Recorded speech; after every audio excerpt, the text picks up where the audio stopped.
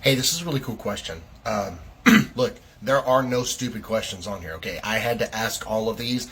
I just asked them on a Google search engine and spent months trying to figure out the answers instead of asking somebody quickly and getting a response. So, what's the best yeast to use to make your mead not come out too dry?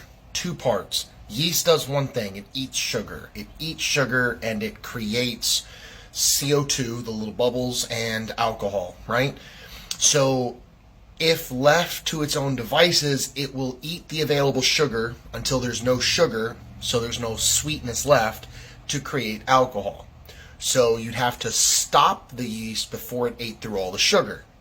Or you could use a yeast that has what's called a low attenuation. So different yeasts will be like different target ranges and temperatures, but they'll also have different target ranges in like how much alcohol it will produce. And really what it means is at what point does that yeast get so frat boy wasted that it can't even do its job anymore and eat more sugar to create more alcohol. And that's called its attenuation. So that's kind of complicated. I mean, you can get into that. Here's what I like to use. I use a simple wine yeast or a champagne yeast, which is relatively high attenuation, meaning it's going to eat all of the available sugars. You just have to plan your recipe out with how much sugar you want and what your target's going to be, which I did a great video on that using the hydrometers to use a calculator online and see what your ABV or amount of alcohol will be.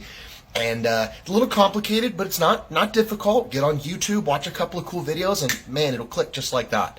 So that's one. You can just select a yeast that's only going to get to a certain point, or here's my second thing. This is what I really like.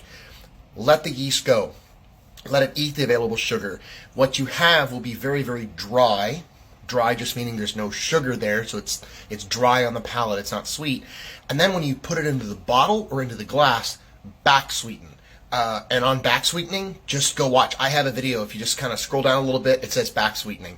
And I'll tell you what I do is I like to back sweeten in a glass, because what I like and what my wife likes, two completely different things. So, I got a hair today, guys. Sorry, the beard is not cooperating. It's too humid here in Texas. Yeah, go check it out, and I think that'll answer your question. If you have more, keep asking more questions. Guys, these are great, okay? Ask questions. There's no wrong answers. It's an experiment. Make mead.